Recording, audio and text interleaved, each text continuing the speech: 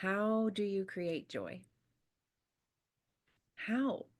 It seems like a big, tall order, right? And it does take more than one video to answer that question fully, for sure. But I can say this, it really does come down to some very simple things. And this is fun. At the same time, simple, simple things. And at the same time, it's like taking those simple things to weave a really rich and complex tapestry to build joy. So today, I just want to share a tiny bit of the stories of some of my clients. And one thing that they all have in common, which has led them to build their creative joy. Okay. First, I'm going to talk about me a little bit and how I first built my creative joy. I did my first solo music project. It's called Project Gelanora. I think that's the name of this YouTube channel.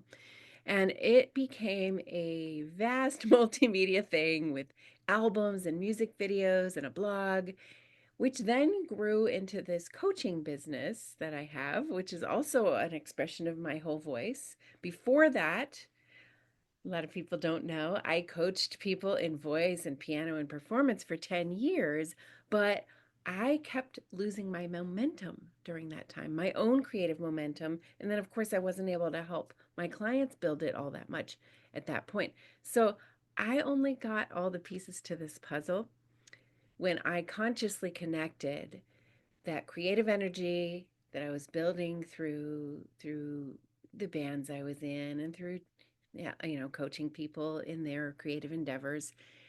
I connected them up with play energies when I started to fulfill my own projects. And that was the way to build joy without losing momentum.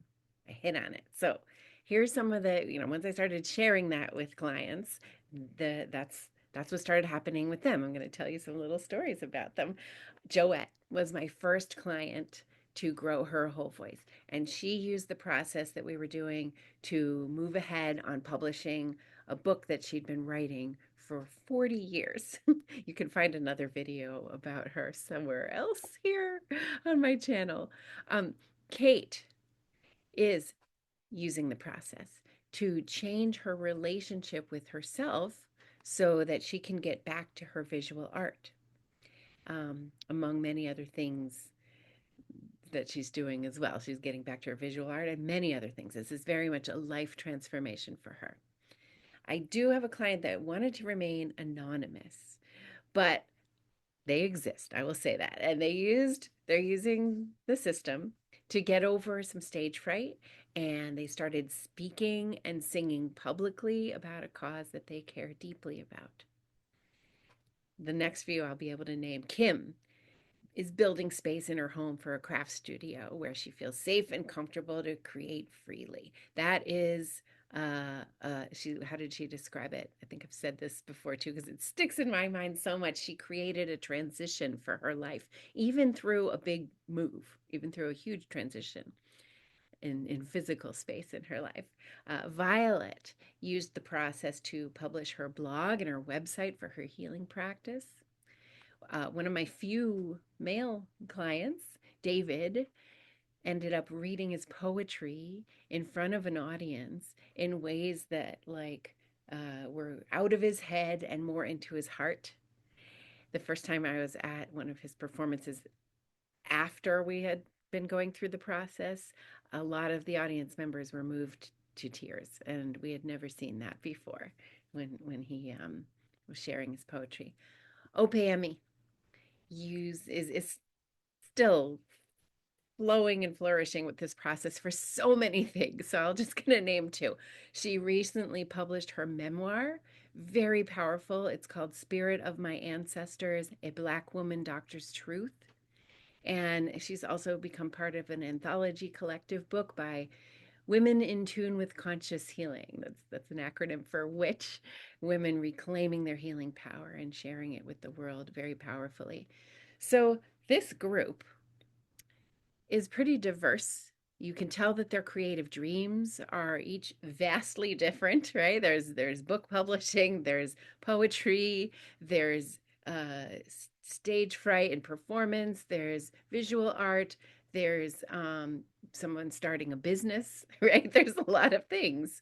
And I can testify too that the life circumstances of each of these people and the resources that they each have, and many, many other factors, are really varied for each one of them as well. What do they all have in common, though? What did they all do to open up these things in their lives and bring those creative dreams to life? Is that they did do. Do is the word, right? They took action.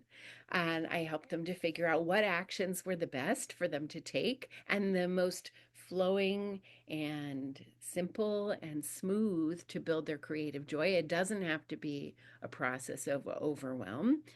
That's what my promise is, I guess. One of my promises to help us break it down so we can feel safe about building our creative joy, um, and feel you know, find that edge where we are stretching ourselves into change, into transformation, yet not crossing that threshold over into overwhelm. Nobody needs that.